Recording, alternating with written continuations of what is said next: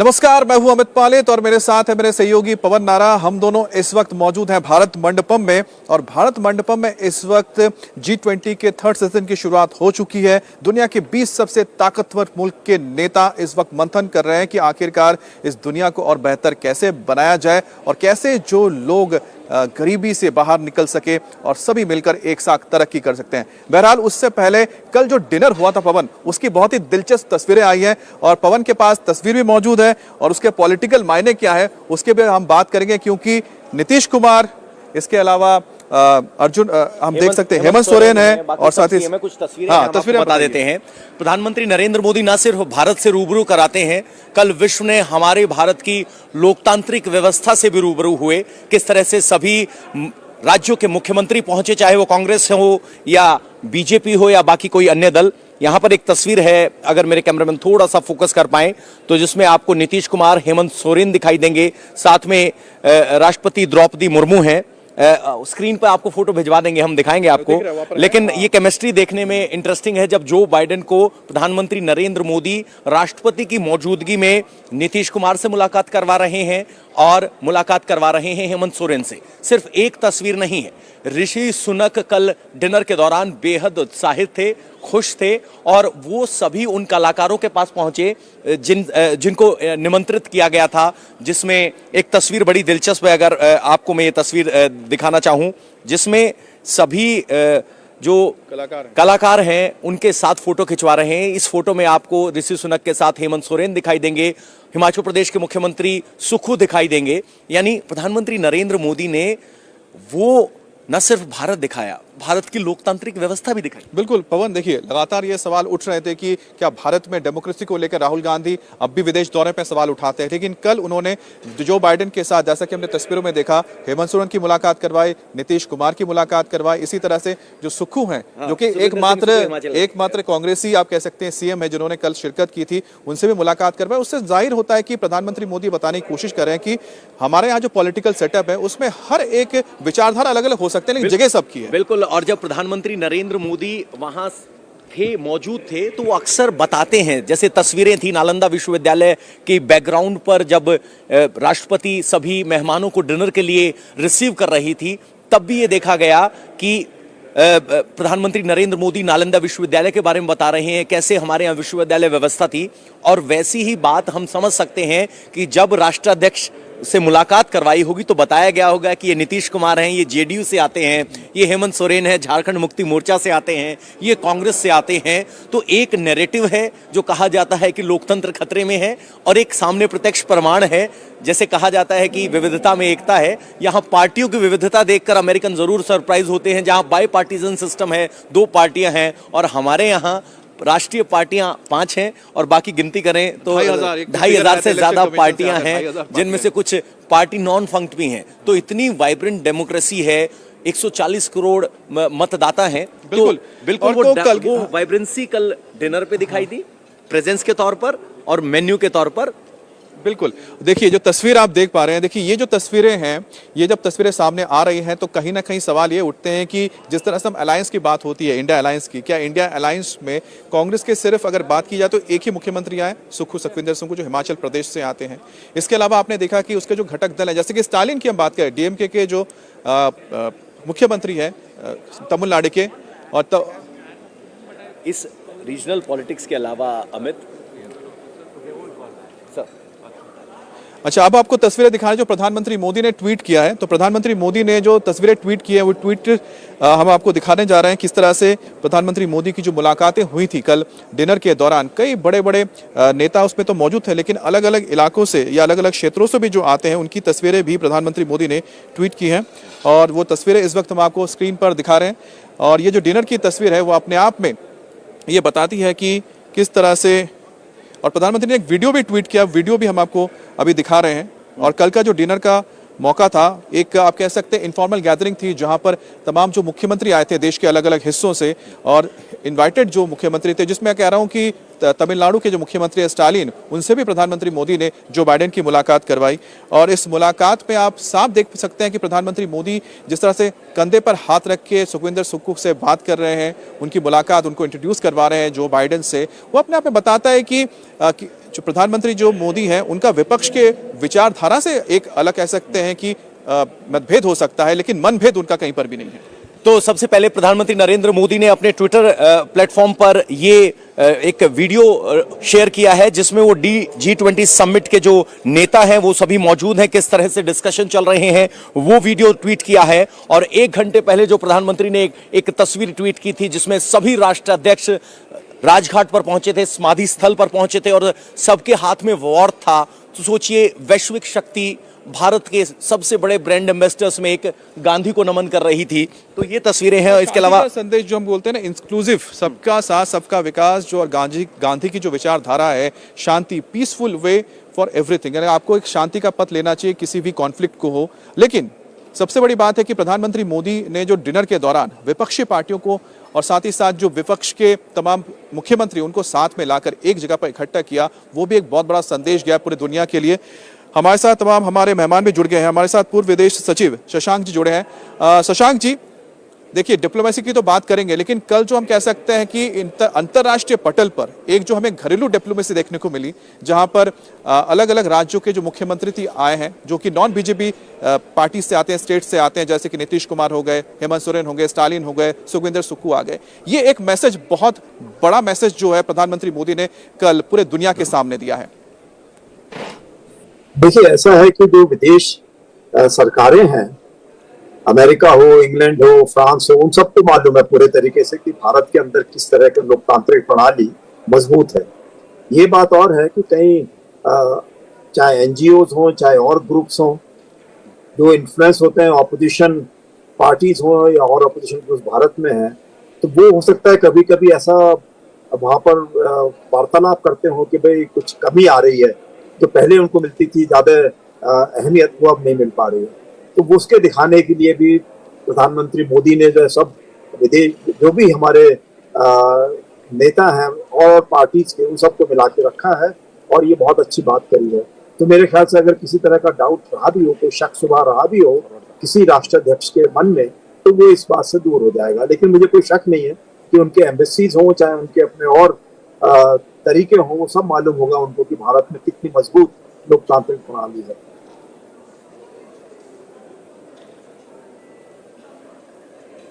बिल्कुल।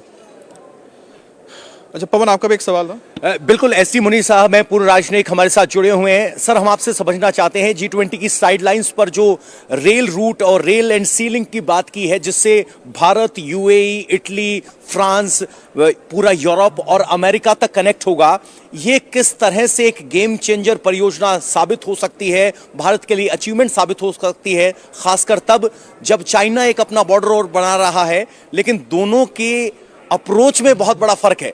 जरा वो समझा दीजिए।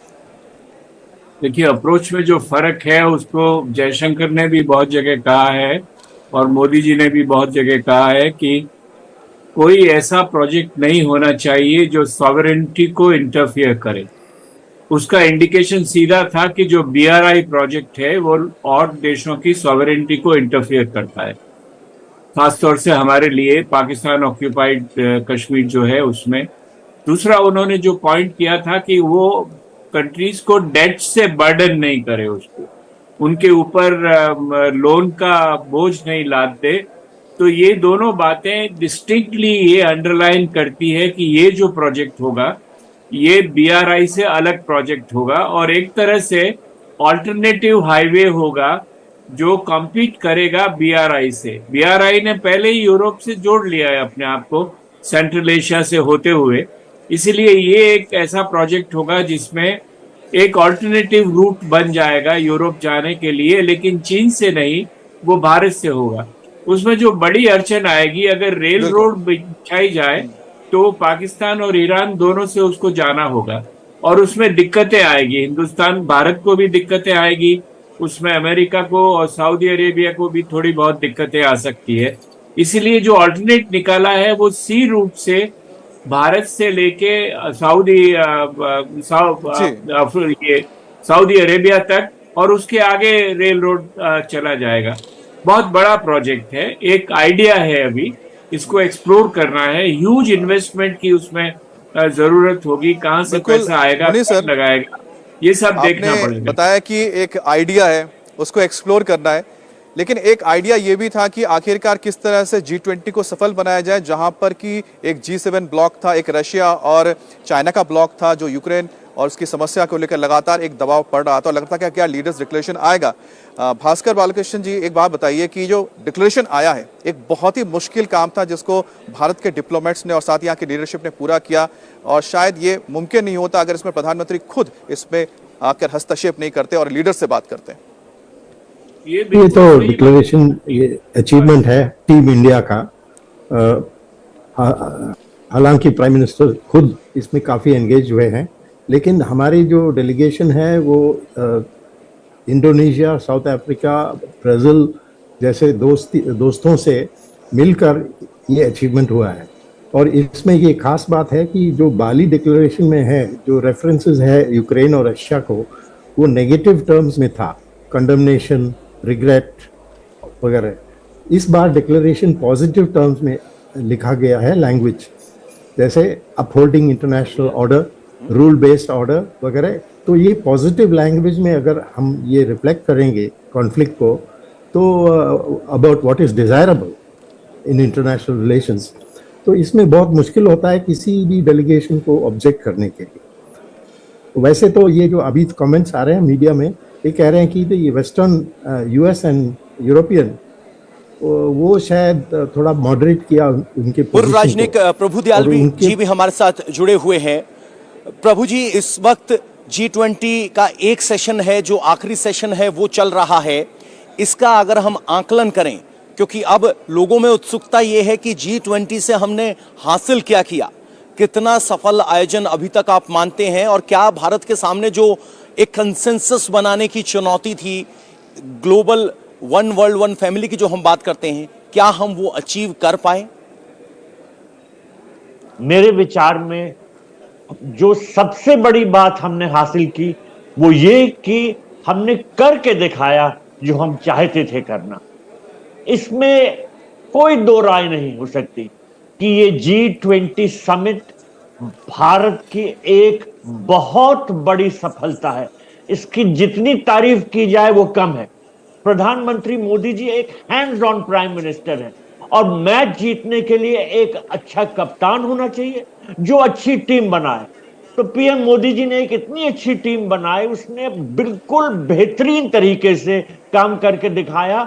यहां तक कि जो डिक्लेरेशन था वो फाइनल डे के पहले ही यूनानिमसली एक्सेप्ट हो गया, और उस डिक्लेरेशन में इतनी अच्छी बातें गई। भारत ये चाहता था कि ग्लोबल साउथ की जो मुश्किलातें हैं उनको टैकल किया जाए, और साफ तरह से इस डिक्लेरेशन में ये दिशा दिखाई गई है कि किस तरह से अब G20 कार्य करेगा ताकि विश्व का भला हो, और खास तौर पे डेवलपिंग कंट्रीज या ग्लोबल साउथ का हो। अगर आप इस डिक्लेरेशन को पढ़ें तो आप ये कहेंगे कि बहुत ही बेहतरीन डिक्लेरेशन। प्रभु जी, माफी चाहूंगा, वक्त कम होने की वजह से मुझे ज़कीर साहब को भी इन्वॉल्व करना पड़ रहा है क्योंकि हमारे साथ जुड़े हुए हैं। ज़कीर रहमान साहब, जिस तरह से एक कॉरिडोर की बात सामने आई, देखिए G20 तो हुआ ही, लेकिन साथ ही भारत ने एक नया लीप लिया है जिसमें भारत, यूरोप और मिडिल ईस्ट तीनों मिलकर एक कॉरिडोर बनाने जा रहे हैं, इकोनॉमिक कॉरिडोर। ये बायलैटरल संबंधों से आगे जाकर एक ऐसा प्लेटफॉर्म बनने जा रहा है जो सऊदी या फिर कहीं मिडिल ईस्ट को भारत के और करीब लेकर आ रहा है। ये इस पूरे जियोपॉलिटिकल सिचुएशन को किस तरह से चेंज करने जा रहा है? देखिए, ऐसा है कि ये तो एक्चुअल बात ये है कि ये एक बहुत पुराना आइडिया था। भारत और अरब महाद्वीप के जो ताल्लुकात हैं वो सदियों पुराने हैं, और पहले से ही भारत से यहाँ यूरोप में और नॉर्थ अफ्रीका में या अफ्रीका में जो है वो ट्रेड हुआ करते थे। अगर आप देखें, इस्लाम आने से पहले भी यहाँ से मोती और स्पाइसेस और सिल्क, ये सारी की सारी चीजें जो हैं वो यहाँ से जाया करती थी यूरोप में और इन अफ्रीका के देशों में। तो ये एक बहुत पुराना रूट था जिसको अंग्रेजों ने कंट्रोल किया जब उन्होंने अपना कॉलोनाइज किया भारत को भी और उस एरिया को भी। ये तो प्रधानमंत्री का एक बहुत बड़ा इनिशिएटिव है कि हमने उस रूट को रिवाइव करके अब और एक IMEC या India middle east Europe economic corridor बनाया है।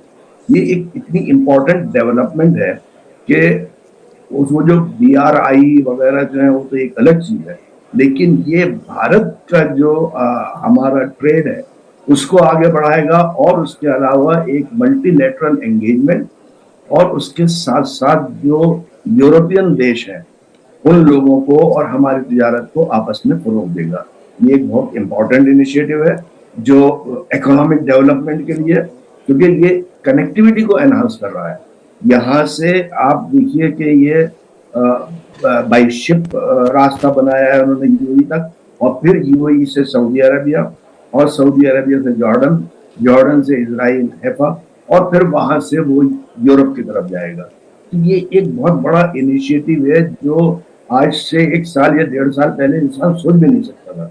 तो इसमें कोई शक की बात नहीं है कि प्रधानमंत्री जी और हमारे जो नेशनल सिक्योरिटी एडवाइजर हैं, जो उन्होंने पिछले 1 साल में ये काम प्रभुदयाल जी, एक सवाल हम आपसे समझना चाहते हैं, जिस तरीके से पोस्ट पेंडेमिक वर्ल्ड में चाइना की जो डिपेंडेंसी है उसको कम करने पर पूरा वेस्टर्न वर्ल्ड एक तरह से सहमत नजर आता है, भारत में प्रोडक्शन बढ़ रही है, तो क्या ये जो रोड एंड शिपिंग लिंक है, क्या ये इनिशिएटिव उसी फ्यूचर की तरफ इशारा कर रहा है कि अगर प्रोडक्शन चाइना से शिफ्ट होकर भारत आती है तो उसके लिए एक सप्लाई लाइन सिक्योर की जा सके, और ये कितना फ्यूचरिस्टिक है, या बहुत जल्द, या कहें कि 5-10 साल की परियोजना है, या फिर ये अभी सिर्फ कॉन्सेप्ट है?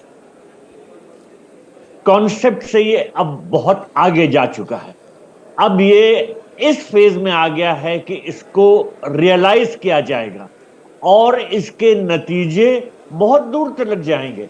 जैसा आपने कहा, अब मैन्युफैक्चरिंग सेंटर्स इंडिया में ज्यादा से ज्यादा लोकेट होंगे, तो हमें चाहिए कि जितनी कन्वीनियंट रूट्स हम बना सकें इनके शिपमेंट के लिए, इनके ट्रांसपोर्टेशन के लिए, वो बहुत जरूरी है।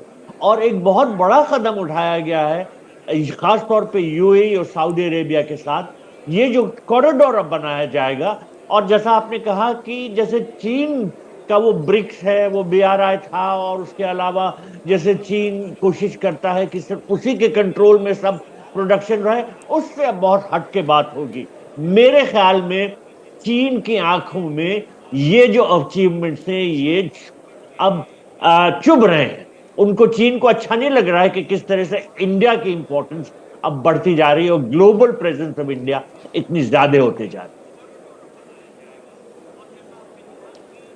बिल्कुल, और चीन को यह बात भी खटक रही होगी कि आखिरकार जिस डिक्लेरेशन को लेके पवन लगातार ये अटकलें चल रही थी कि डिक्लेरेशन आ पाएगा नहीं आ पाएगा, क्योंकि यूक्रेन को लेकर जिस तरह के मतभेद पैदा हो गए थे, रशियन ब्लॉक था एक तरफ जिसमें चाइना शामिल था, G7 ब्लॉक था जिसमें अमेरिका और बाकी देश शामिल थे, लेकिन 200 राउंड की मीटिंग हुई, 200 राउंड की नॉन स्टॉप मीटिंग, और एक रात के अंदर चीन और साथ ही रूस को मना लेना। इंडिया टीवी हर वक्त हर जगह डाउनलोड करने के लिए सर्च करें India TV news Google play store या ऐप स्टोर पर।